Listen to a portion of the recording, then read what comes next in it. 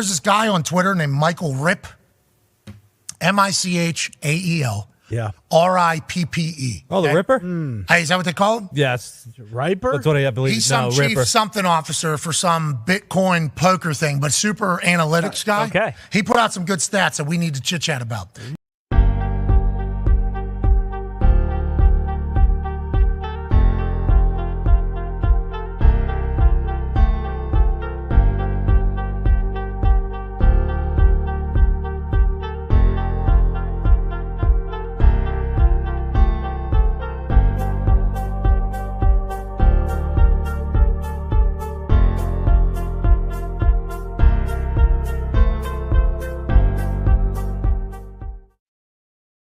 All right, good morning.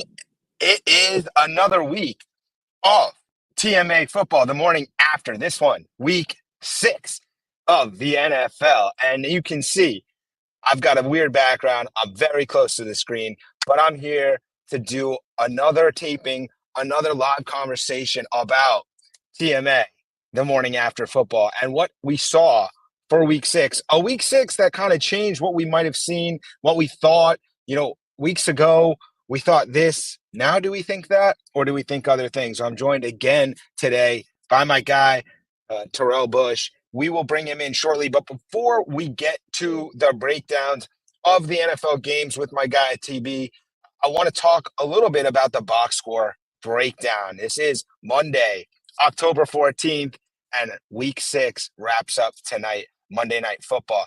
Let's go through the box score breakdown. And excuse me, I've traveled all night to do this. We're still doing it because I want to talk a little football here. Let's do it. So we're going to start here with our box score breakdown. I just put this out. 9 major keys that I took away from NFL Week 6. We start in Chicago. Caleb Williams. Every week he's gotten better and better, it seems. And this week was the best yet. 4 touchdowns, 3 straight wins for the Bears, and a lot of that is because of Caleb. 23 of 29, 226 yards, 4 touchdowns, as I said, 1 pick. Just really great to see the rookies at the quarterback position showing off, from Jaden to Caleb. And we got some Drake May. Speaking of Drake, he did show promise in his first start for the Patriots. He was 20 of 33, had 3 touchdown passes. You got to be excited if you're a New England supporter, what you saw out of your rookie quarterback in his first start. Makes you wonder, should he have started from week 1? I'll ask my guy TB in a little bit. Speaking of the quarterbacks, Jordan Love, he made everybody in Green Bay feel like they were in love because he was electric. 4 touchdown passes. He had 3 in the first half. And Green Bay pummels Arizona. Jordan, 258 yards through the air. That 1 interception, his receiver fell down. Not really his fault. He was really good if you got to see him play. Green Bay's in a good position in their division and where they're headed. Let's go to the AFC where Joe Mixon returned. No Nico in Houston, no problem. Joe Mixon, 2 touchdowns, 1 rushing, 1 receiving at 13 carries, 102 yards. As I said, he also had a receiving touchdown. And the Texans win again. They are 5-1. The Tampa Bucks. What about the Bucks? They put 51 on the New Orleans Saints. Weeks 1 and 2, everyone talked about New Orleans, their offense, and they look like the team that was a surprise. And yet Tampa, 51 points. They're 4-2 now. Baker playing well, Rashad White out, and you got to see what some of their depth at running back could do with Sean Tucker getting his first run really all season with Bucky Irving. They both had 14 carries. They combined for 207 yards, 2 touchdowns together, and they rolled the New Orleans Saints, who are now 2-4 after 2-0 start. Not great in the Dirty South. Detroit, Jared Goff, he was perfect a few weeks ago. He enters the MVP conversation with another fantastic game. This time, he did have a couple incompletions. He's not perfect always, but he did have 315 yards, 3 touchdowns. And man, it was a nice performance for Detroit, who put 47 on Dallas. I think they wanted retribution for last year's game. Detroit now 4-1. Joe Flacco, he did what he does every week when he plays. He threw another 2 touchdown passes. He has the league lead right now for throwing 2 touchdown passes consecutively in games. The Colts are 3-3. The last time Joe Flacco was in a regular season game that he played in, and he didn't throw 2 touchdown passes, was over 21 months ago. Pretty wild. January 8th, 2023. the last time Joe Flacco was in the game and didn't throw 2 touchdown passes. So basically, like the sun rising in the morning, the sky being blue, Joe Flacco throws 2 touchdown passes. He did a good job in uh, incoming for Anthony Richardson, who hopefully will be back soon. But the Colts still alive, 3-3 with their victory over Tennessee. Joe Burrow, he came into the week, he was leading the league in passing touchdowns. On Sunday, he didn't have any passing touchdowns, but he did have a running touchdown. He led the Bengals in rushing, and he had a 47-yard touchdown run. Not many people, I think, expected Joe Burrow and 47-yard touchdown dash to be in the same sentence. But there it is. The Bengals 2-4. Don't count them out just yet. And then that NFC North. Talked about Green Bay. Talked about Detroit. Well, look at that division. 17-5 through the first 6 weeks of the season. All the teams, 2 games or better over 500. They all have plus point differentials and a heck of a conference in division in its own right. The NFC North. Man, it's going to be fun to watch the rest of the season. And finally, that is the box score breakdown for week 6 in the NFL season. All right, that is the box score breakdown. I wanted to set the stage. That is out now on X. You are watching this either on X, YouTube, Instagram Live. You can drop a comment. You can drop a note. You can say what you want. If you want fantasy, I don't have someone coming on for fantasy today because we're doing an expedited version of the morning after football. I told you when we started this before the season, it was kind of like the Manicast. Most of the weeks, not every week. I was almost not going to have it this week, but I said we need to talk about football. So we're talking about it this morning again here, October 14th, on either Instagram, either Twitter or X or YouTube. So make sure you subscribe, turn your notifications on. Don't miss the program as we move forward in this fantastic NFL football season. One of the most fantastic reasons that the show is awesome is when I get to talk to my guy, Terrell Bush, who is going to join us right now. Let's bring him in. TB, what's up, man?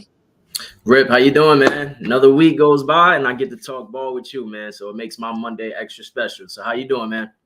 I'm good, man. It's always fun to get you on and talk to you about what you saw. And we got a lot to talk about because, there's a lot of ways we can go here. And I want to start with you. What's your overarching theme or thought on week 6?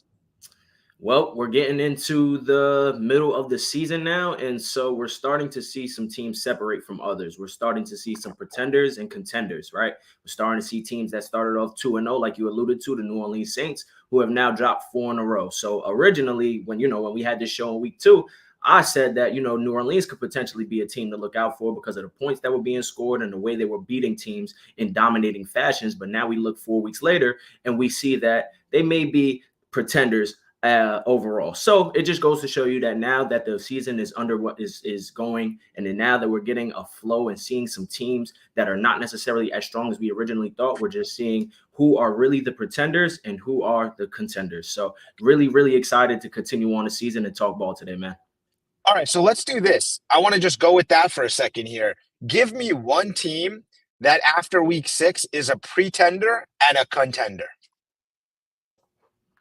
All right. So, let's start off with that game per se. Let's start off with the Buccaneers and let's start off with the Saints, since we were already talking about a little bit about both teams. So I like the Buccaneers, man, and I think they could potentially be contenders within winning that division. I think the Buccaneers and the Falcons are clear cut in a 2-man race or team race between those 2 teams. I feel like both teams are establishing the game. They're both understanding who they are on the football field, right? We know the Buccaneers are a team that like to air the ball out, but as we saw yesterday, they've got a plethora of running backs in the backfield that could potentially be, scary for some teams. You see, Sean Tucker came in yesterday out of Syracuse. I had to Google who Sean Tucker was because he was their 3rd string running back, but he comes in, goes 14 carries for 136 yards and 2 touchdowns, 3 receptions for 56 yards and a touchdown. With Rachaad White out, man, he could be somebody who steps in and brings that spark and continues that energy. But 594 total yards of offense for the Buccaneers yesterday. They were just scorching, and it really didn't even matter the way that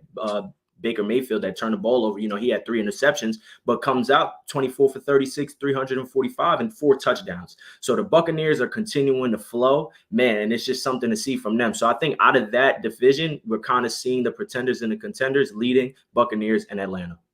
Yeah, no, that's great. And I was able to watch all the games. at the same time, and it was exciting. And in that first half of Tampa and New Orleans was some of the most exciting football that I have seen in years from a game that maybe you have no interest in, you're just watching. I mean, it was back and forth every minute. There was three big plays. I mean, there was pick six, there was fumbles, there was hits, there was big runs. It was exciting as ever. And you make a great point when you talk about pretender contender here. Obviously, I think we can be clear on Atlanta and Tampa, and that game in week 5 where Atlanta came back to win in overtime over Tampa could loom large later in the season. We'll see. But Tampa's still 4-2, even after giving that away. You can imagine they had that one almost in the bag against Atlanta. They could be 5-1. Tampa's looking real good, especially now that you see that depth at the running back position. Baker's going to be slinging it no matter what. And Baker's having a great season in general, even with those 3 interceptions. 4 touchdowns. Chris Godwin, Mike Evans. They are looking good in Tampa. I think a little bit of a surprise to me, but I agree. Contender for sure in Tampa, pretender in New Orleans. The only thing I think about New Orleans is, you saw Spencer Rattler get the start. Derek Carr's out for a month. Rattler looked interesting. He looked pretty good in the first half, but caught up to him in the second. We'll have to see more of him. I'd like to see more of him. I know this, if I was a New Orleans fan, that Rattler jersey with a Rattler on the back of a Saints jersey would look pretty cool if he can get it together. So they could be doing something there. We'll have to see what happens in the Dirty South in New Orleans. All right, let's keep this going, though. I like pretender contender. Why don't we do pretender contender and go to NFC since we did an NFC division? I'm going to leave it up to you. Give me a pretender and a contender in the AFC.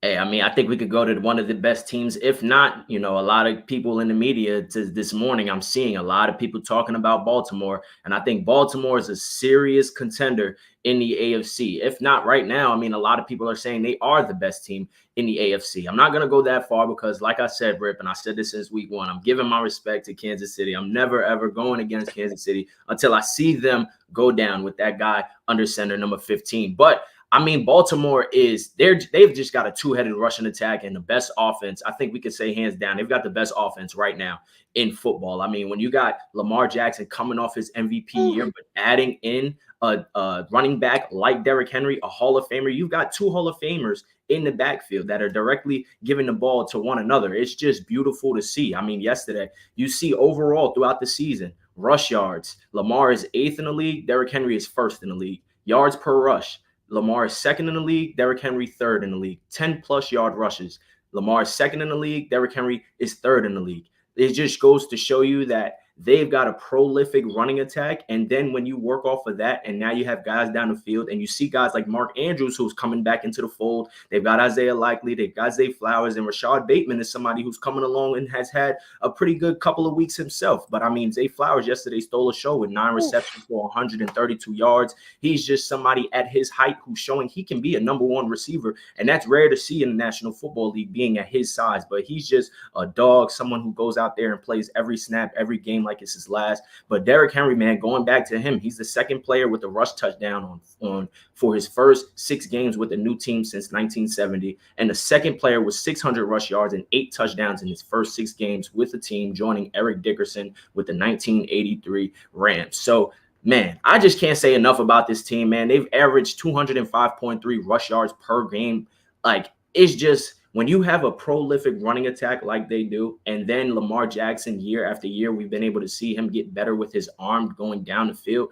Man, Lamar and Derrick Henry, it's like a match made in heaven, and it's something to see. So I think a contender, who we all know the Baltimore Ravens are a serious contender, even starting off a little bit rocky to start the year going 0-2. But they're definitely a contender. I think that's a great choice. You're right. A lot of people saying maybe Baltimore is the best team in the league right now. But, yeah, I think that remains with Kansas City, especially until they've lost. I'm not going to have that conversation. But Baltimore starts 0-2, and yet they've run off 4 victories. It looks like they've really figured this whole Lamar backfield with Derrick Henry, and it's almost unstoppable right now. It's exciting to watch. And you mentioned Zay Flowers. Zay was awesome in week 6. They've got weapons everywhere. We got a Mark Andrews sighting. So, this is exciting if you're a Baltimore fan for sure, what you're seeing, because Lamar looks incredible right now. He's figured out how to play with Derrick Henry. Derrick Henry is awesome. The idea that Baltimore was able to just get Derrick Henry for like peanuts, and not every other team wanted this guy who is leading the league in rushing, just dominating. It's almost unfair. It's like you're playing Madden with a cheating team. We're going to have to see how it continues, but it looks really good for Baltimore. And you have to say at this point, Lamar is by far the leading candidate for MVP award after 6 weeks, I would think. All right, that's our contender in the AFC. I gave you some time. How about a pretender? It hurts me and pains me to say this, and I'm going to stay within the division, and I'm not going to go to a team that just won yesterday on Monday Night Football. I don't know about the Pittsburgh Steelers. I don't know if they're a contender per se. They started off hot, starting off 3-0, losing 2 straight, and then winning yesterday against the Raiders. They look good yesterday. They play a specific style of football, right, Rip? They want to play hard-nosed defense, pin their ears back, and stop guys on and cause havoc on the offensive end for other teams. But then when they flip over to the offensive side of the football, I love Justin Fields. I love what he's providing for the team, and they're 4-2, mainly also because of him and the defense as well. But he's doing a great job under center. But I don't know if they're a team that's a serious threat out in the AFC, regardless of their record. I honestly, if the chips were placed to the middle of the basket and we had to choose between, say, the Bengals or the Steelers, when we get to December and January, I may have to choose Joe Burrow and the Cincinnati Bengals as a contender over the Pittsburgh Steelers, just because I don't know if Pittsburgh is able to keep up the way they play offense.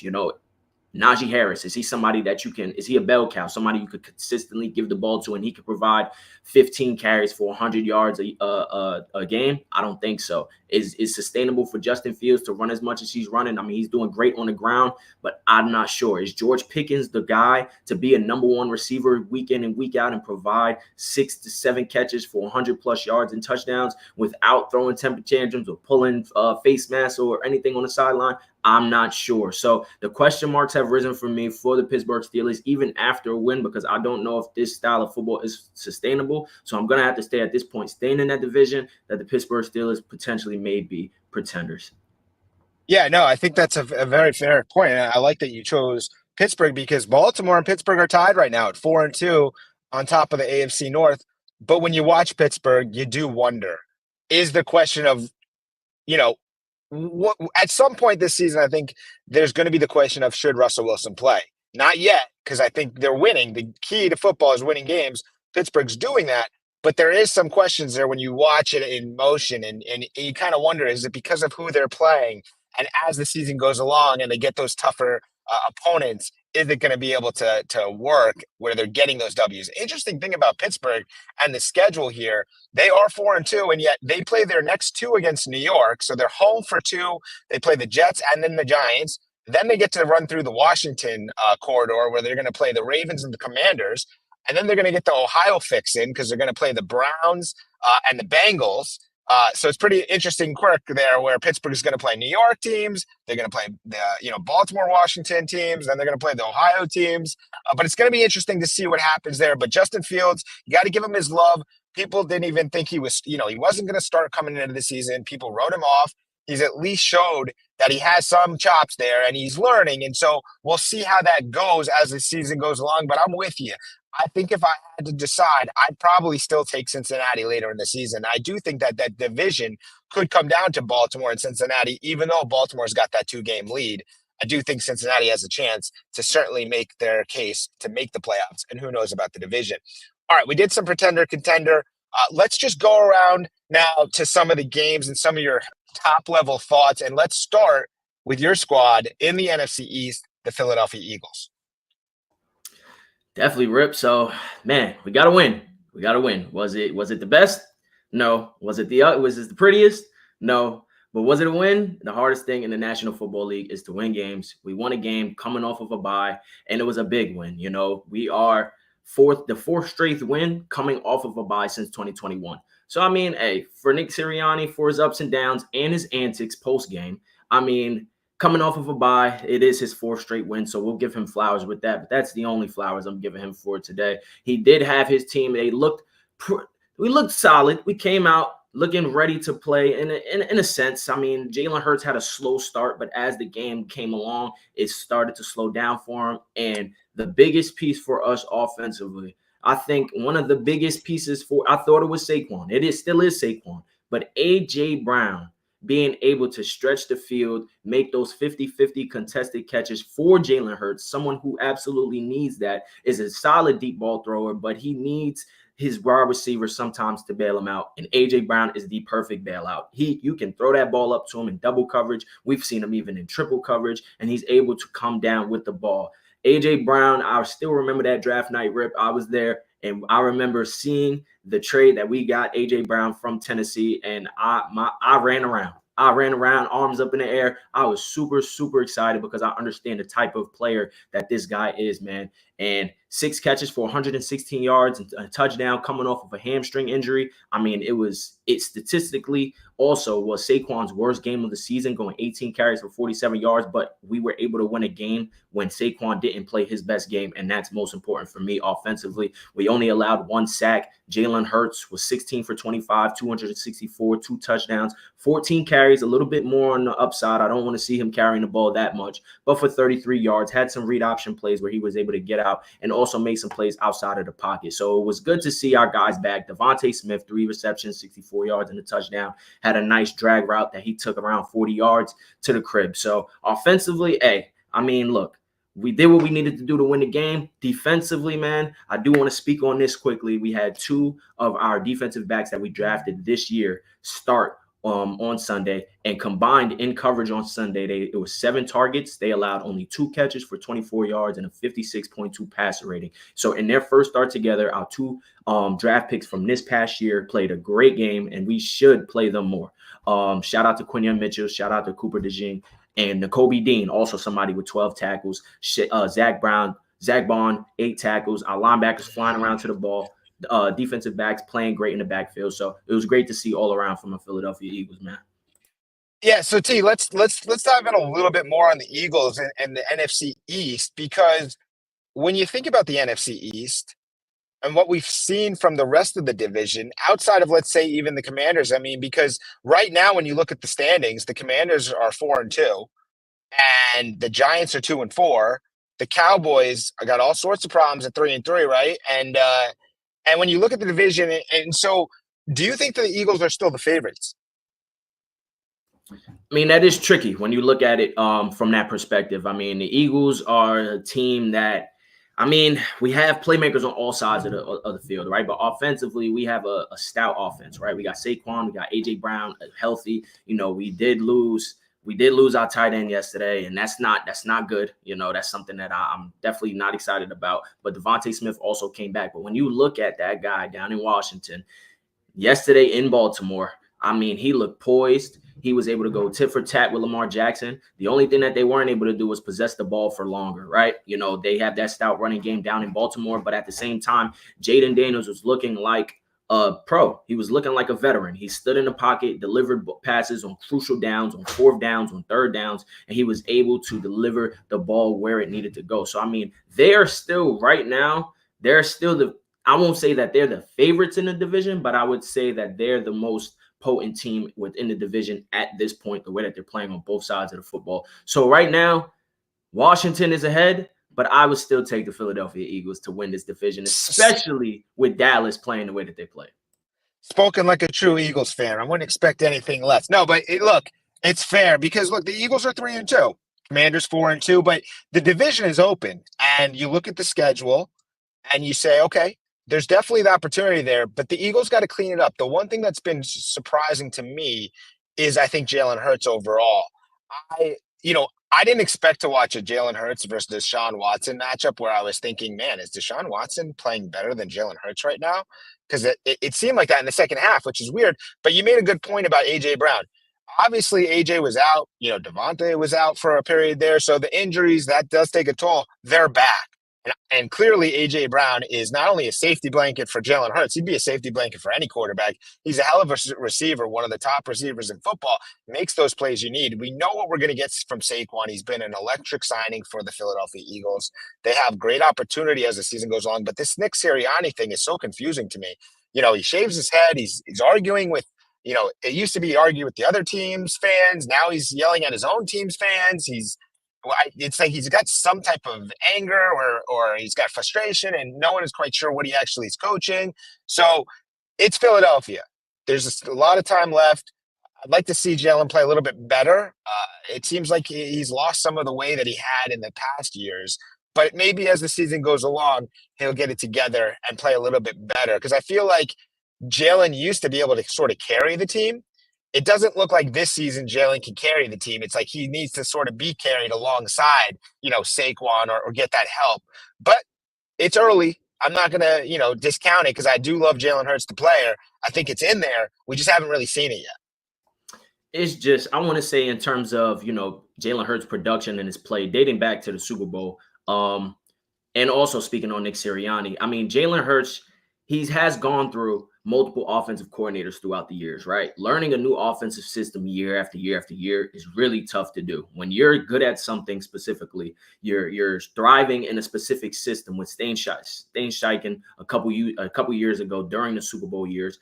When you have an offensive flow going the way that he had it, then you remove him, he goes and becomes the head coach, and then you have to get used to another system, and then you're losing players and you have to get used to another system. It's really tough to adjust to that. So, I mean, all in all, Jalen Hurts isn't looking how he looked in his potential MVP season back in the Super Bowl, but I don't want to put all the onus on Jalen Hurts. Does he need to improve his play? Yes. Is the system that he's surrounded by best for him? Those question marks are still being raised. And quickly to Nick Sirianni, man, dating back again to the Super Bowl, but pregame, flipping off fans before the Super Bowl. Man, Jalen Hurts has to bring his arm down and have him focus. How is your quarterback the one that is more focused than you are, the head coach and the leader of the franchise? So I don't understand what he does. I don't understand why these fans get into his head so much, but you got to understand it's Philadelphia. We're going to do this, and he's just got to get used to it. But he's got to stop doing what he does against the fans, man. You're not going to win that battle.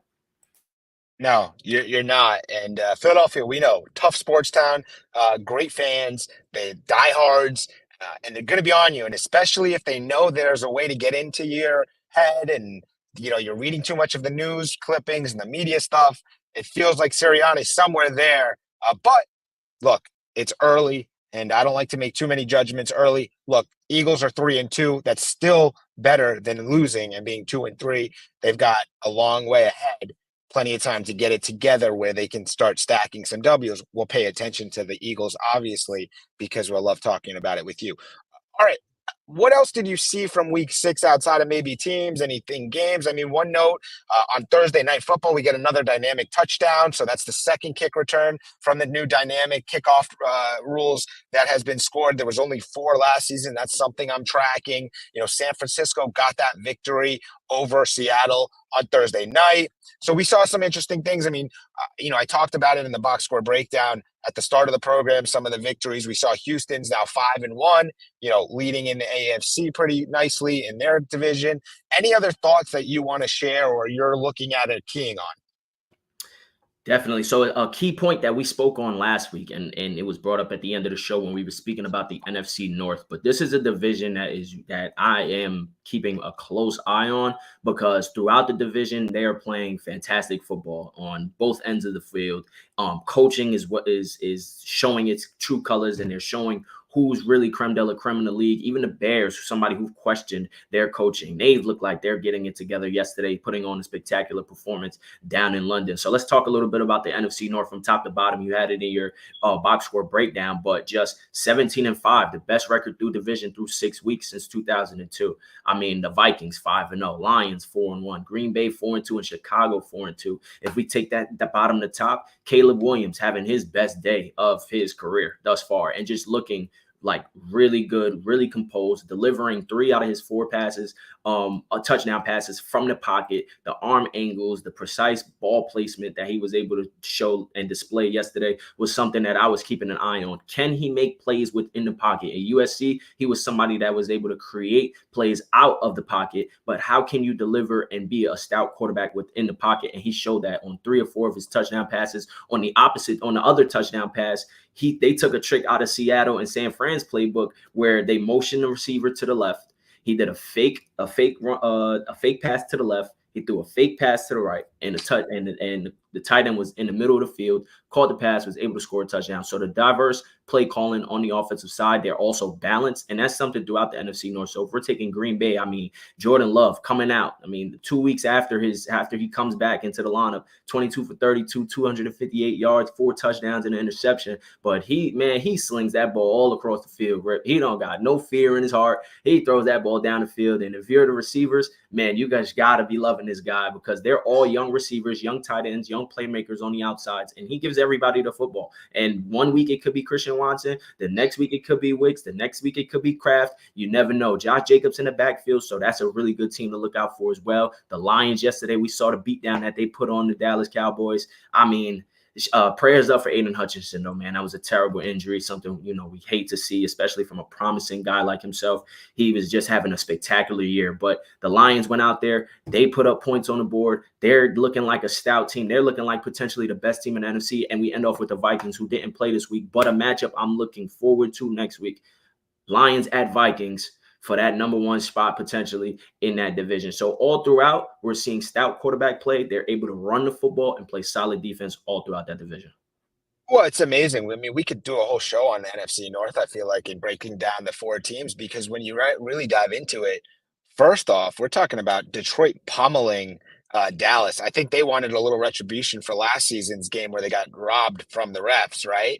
I think that was in their head. I have no doubt about it. I mean, Detroit is calling, they're trying to get their linemen touchdowns at the end of the game. They had no care. They wanted to get touchdowns for everyone. It looked like they could have scored 60 if they wanted. Now, interestingly enough, not only are all the teams in the NFC North above 500, right? Because we have Chicago and Green Bay at 4-2, which would be tied for first or in first in every other division in the NFC.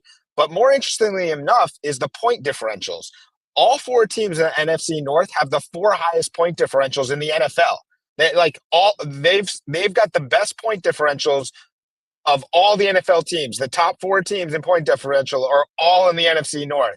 Incredible, because we know that 4 teams cannot make the playoffs from one division. So we know that one of these teams at least is not making the playoffs, even if they're above 500. Now, obviously, when they start playing each other, they're going to start stacking some L's. But you talk about this big game next week, Minnesota, Detroit. Minnesota 5-0, undefeated. Detroit coming in with the 1 loss, 4-1. First place up for grabs. And then you go and you say, you talked about Jordan Love for a second. I wanted to Green Bay. I watched, again, all the games. I was locked in this weekend. And Jordan Love looked incredible. I mean, just dynamic in every sense of the word. If you look at the stats, you go, oh, he had an interception. Well, if you watch the game, the interception was because he threw a perfect ball and his receiver just fell down, so he missed it. Otherwise, he's perfect on the day. And also, some of the throws he were making were just dimes. I mean, over 3 guys into little windows. And you talk about the weapons that are in Green Bay. Ultimately, I wanted to just talk about Green Bay because I want to talk about the head coach, Matt LaFleur. In my opinion, right now, the best coach in the NFL is Matt LaFleur. I don't think that overall he is, because he has to prove it in the playoffs and stuff, but the way that he's scheming up the game, no matter who's playing, who's not. Remember, they got victories this year, 2 of them, with Malik Willis at quarterback, right? And no one thought that was possible. And they just keep churning it along. So Green Bay, not only do they have an awesome young quarterback, they've got tons of players. I mean, Jaden Reed, Dontavian Wicks, everybody comes in. Romeo Doubs was out last week because he wasn't happy. He comes in this week, he's getting touchdowns. Now he's happy. So it's really cool to see when you see a team firing in all cylinders. You see that they play the game with a joy, and you see the coach calling great plays. And so, and then I didn't even talk about Chicago with you for a second here. We got Caleb putting his best foot forward this week, and he just keeps getting better. And you love to see the rookie guys coming in, playing well. And so that NFC North is exciting.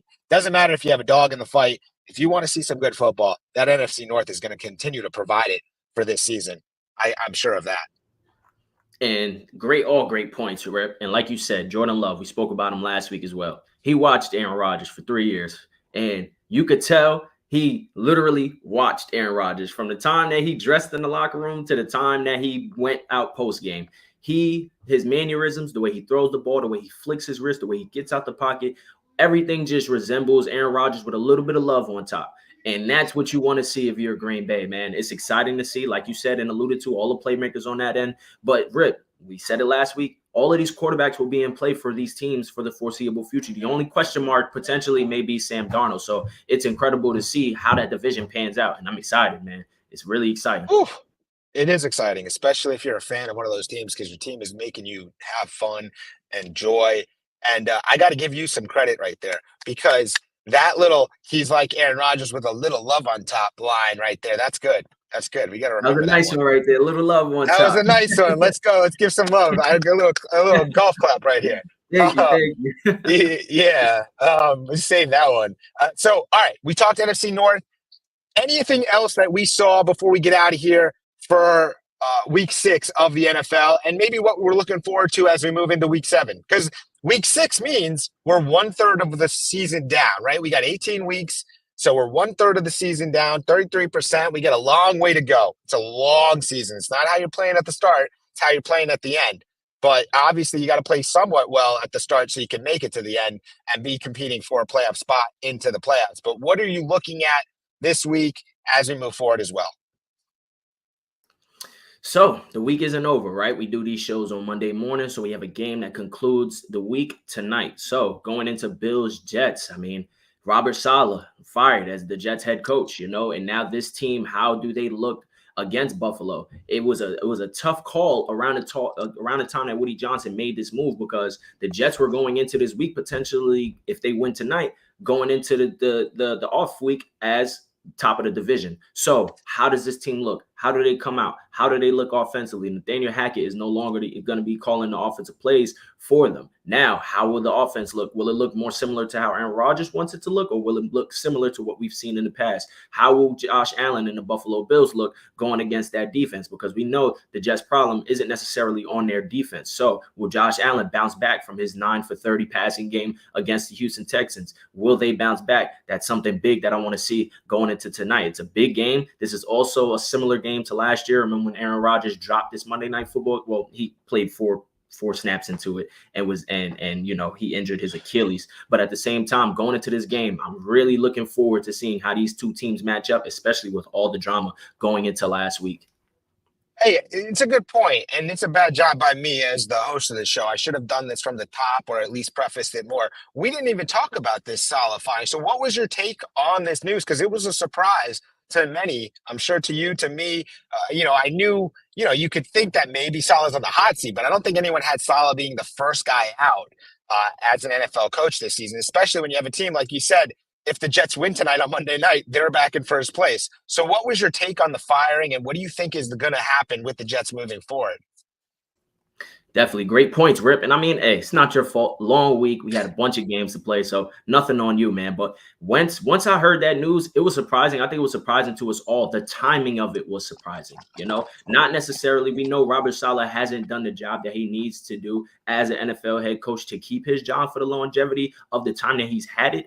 But when you're going into a game, we know you dropped the game in London against the Vikings, but when you go into it, when you're heading into a Monday Night Football game against a division rival, and you fire your head coach when you start off 2-3 on a season, I mean, it's a little bit of a question mark behind what exactly was it that Robert Saleh, what was going into that week that had Woody Johnson thinking, if he loses this game, he's out of the building. And I mean, there were rumblings that we saw Robert Saleh, and we saw him and Aaron Rodgers' relationship going back into the offseason with Aaron Rodgers leaving for OTAs and doing things of that nature. And Robert Saleh, not necessarily having his back to the point where we would hope that he would. Aaron Rodgers in that relationship was a little bit of a question mark. And we know Aaron Rodgers and the power that he has with the teams that he's on. Not saying that Aaron Rodgers was the one that got him fired, but there was a question mark surrounding Robert Saleh. If they continue to lose, if they continue losing games that they should win, or if they continue not looking as competitive as they should,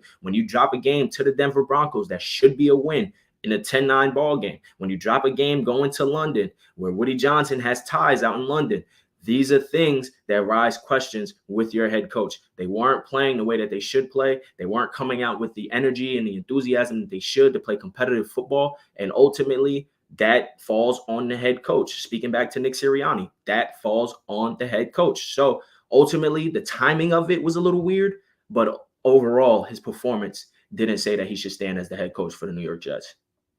Do you think the Jets beat the Bills? Whew, hot one right there. Rip, he threw one at me. I did. Do I think they beat the Jets at home on Monday Night Football? You know what? I'm gonna go out on a limb, and I'm gonna say that the Jets win this ball game.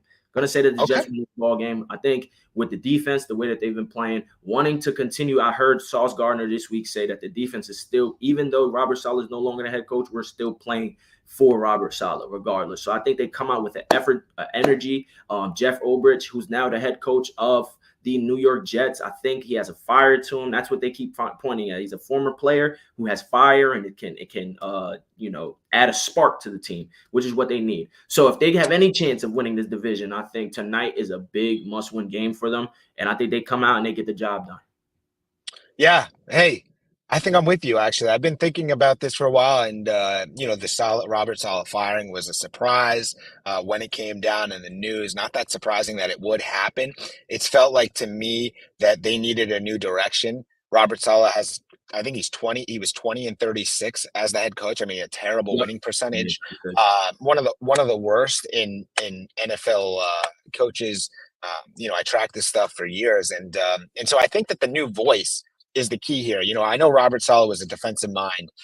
The Jets have a good defense, and they're still going to have a good defense because those players they're still going to play. But I think that this new direction, or at least a new voice, could jumpstart them a little bit more. And really, I think it comes down to they need to lean on their running game more. They don't need Aaron Rodgers throwing the ball 50 times. They need to lean on Brees Hall, get Braylon Allen in there, and get them the ball more and more, and then open up the passing game. And we'll see if the changes actually help or not. It starts tonight on Monday night. Bills, Jets. I'm sure Rodgers is feeling it. The return of the Monday night. I mean, he's in prime time. He only played 4 snaps last season in this exact matchup, and so it's a big one in New York for the Jets and the Bills tonight. We'll see what happens. You've got the Jets. I'm going to ride with you. I think the Jets get it. They'll be in first place, and all of a sudden, the sky was falling last week. Maybe the sky is good and clear this week if they get that W with their new head coach, who is an interim head coach for the time being. All right, we got a little bit more time. If you have any other thoughts, I want to give you the floor. Talk to me about it, and we're going to get out of here for the morning after football week 6.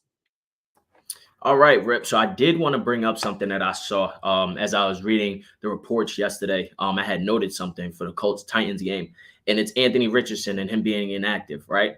When you go back a couple weeks ago and we were talking about a little bit about Malik Willis and his success down there in Green Bay, but Jordan Love, as soon as he was somewhat of healthy with that knee injury, he bounced right back in the game, came back, led them to a victory, and he's rolling right now. But when you look at a quarterback like Anthony Richardson, who should be the face of that team in Indianapolis, Tom Pelissero added that Richardson could play, but the team wants to give him another week. Now, the team he could play, but they want to give him another week. Jordan Love could play, and he ended up playing. So I think right now they're kind of at a standstill with, what are we looking to get out of this season? Are we looking to potentially go after the division and win it? I mean, which is, with Houston in the lead, I don't know if that's going to happen, but we could potentially make a playoff push with Joe Flacco at quarterback, or do we roll with Anthony Richardson, throw him back in the fire, and not necessarily knowing what we're going to get out of this offense? So that raised a little bit of an eyebrow for me that I understand he is hurt. I understand his play is erratic, and he's somebody who invites contact and likes to run the football and has a big arm, but isn't that accurate. Are we going to roll with him? Or are we going to roll with somebody that we know what we're going to get out of his productivity? And that rose a question mark to me because we understand that Joe Flacco's been playing ball, but Anthony Richardson is supposed to be your future. So I guess, we'll lean on the side of, they want to protect Anthony Richardson. They want to make sure that he's fully healthy before bringing him back, and especially don't want to mess up the flow of the offense with Joe Flacco. So that was something that I saw. But ultimately, the rookie quarterbacks that we got, the rookie quarterback play that we got top to bottom was good this weekend.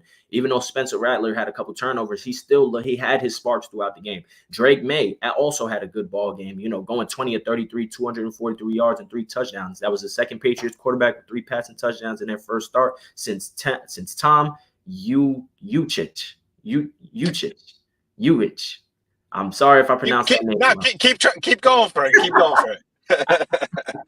in 1962. But overall, we just see the quarterback play from top to bottom from this draft class, man. It's looking like something that we anticipated when we saw Justin Fields and Mac Jones and Trey Lance and that quarterback class and Trevor Lawrence. But we're looking at this quarterback class from this year, and it's looking very promising. So I think, of course, the Patriots just continue to roll with Drake May. He's 6 weeks behind the 8 ball, but he came out and had some sparks throughout the game despite his 2 turnovers. So top to bottom, the rookie class is looking good. I mean, we're starting to see the contenders and pretenders throughout the league, and it's very exciting as we hit this middle point in the season. The weather gets colder, and we'll start to see some teams progress, and we'll start to see some teams regress. So let's see what those teams are, and let's get ready for week 7.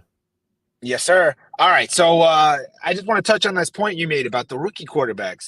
I mean, we're not even getting to see Michael Penix. This rookie class is turning out to be awesome. It could go down as one of the best. I don't want to be too early because obviously it's only 6 weeks into the rookie season, but the play that we've seen from Jaden Daniels, what we're seeing from Caleb Williams, the way Drake May showed off in his first start, that gives you hope. And then even Spencer Rattler. I mean, I'm not saying that this is going to be what it is, but when you see this in their, first start, second start, that's impressive. And like I said, we haven't even seen Michael Penix, and yet we're not talking about Bo Nix. He doesn't look that great, but he's still a rookie. He's still a rookie, and he's still got his team at 500. So it's impressive to see the rookie quarterbacks, but more so all of the quarterbacks. There's a lot of good quarterback play right now in the NFL. I've been thinking about this, and in the box score breakdown, as I'm breaking it down and I'm looking through stuff, and you start to go, we got a number of good quarterbacks or quarterbacks playing well right now across the league. And when I say a number, I mean when you just look at the rookie class and you go Caleb and Jaden, you got those two. I mean, you look across the league and you say C.J. Stroud obviously balling. You got Josh Allen. You got Patty Mahomes. You got all the. I mean, Jared Goff is up there at MVP season. I've already said earlier today, Lamar Jackson is, I think, the MVP favorite right now easily. A number of quarterbacks that are playing pretty good football, and I think that means if we get good quarterback play on the whole in the NFL, we're more likely to see better games, and we'll watch this as the season goes on. I think the season started slow. There was low-scoring affairs the first couple of weeks, right? Everyone was so shocked because New Orleans was the only team scoring points. But now we're starting to see the offenses coming around. We're starting to see the quarterbacks getting the jobs done across the board. And I mean, I didn't even say Joe Burrow just now. So I love that the quarterback play right now in the NFL is pretty good. This is a constant conversation, and sometimes it's not looking good at all. But right now, I think we're in good hands in the NFL as far as fans are concerned at seeing good games, especially as we move along. And we'll have to see which of these quarterbacks continues on their trajectory of playing good football and elevating their teams to victories. And we'll have to see which ones kind of fade to the back or fall back to the pack. But that's for another week. This was Week 6 TV. Tell everyone where they can follow you. Definitely. So as always, appreciate you, man. Look forward to these week in and week out. Continue to grow. Let's continue to talk ball on the morning after football. But you guys can find me on Twitter at TerrellBush05. Find me at Terrell Bush NFL. And you can follow me on Instagram at BTB Sports, which stands for Ball Talks with Bush Sports. So follow me on the socials, guys. We'll have some content from this show coming out to you. And just continue to tune in week after week, man. It's a great show. Appreciate you, Rip. Let's go on to Week 7. Appreciate you, TB. That's right. You heard exactly from him, and he is with me every week. There are a couple weeks we won't be here, but every week so far we have been. It's a pleasure, TB. We'll see you next time. All right, boss? Yes, sir, man. Get back safe wherever you are, Rip. I know you're traveling, man, but get back safe. I'll try. Have a good one. Sir. All right, that was an awesome Week 6 rundown with my guy, Terrell Bush. One of the best. Always enjoy having him. And it's a pleasure talking ball with him. Played football, knows the game well, speaks about it. Always learn something when we talk. And just a pleasure to wake up Monday mornings, the morning after, and talk football that was. Now, as you see, I'm a sad Miami fan. And I'm sad because not only is my team not playing and winning, they just didn't play this week. And I like to see when we play. Hopefully, the next time we play, we can win. Nonetheless, you know where to follow me at Michael Rippey all across the social landscapes. That's on X and on Instagram and on YouTube. You can watch the program live on X, live on YouTube, live on Instagram. doing it every Monday morning, or at least most Monday mornings. That is the morning after. I hope you enjoyed the box score breakdown. I hope you enjoyed our breakdown of the week that was. Normally, we have a fantasy segment. This week, we're taking the fantasy segment off because I do have to run. It's been a fun morning. We'll be back in the future, the morning after football. Make sure you subscribe across the channels. Appreciate all your support. We'll see you next time. Thanks for listening.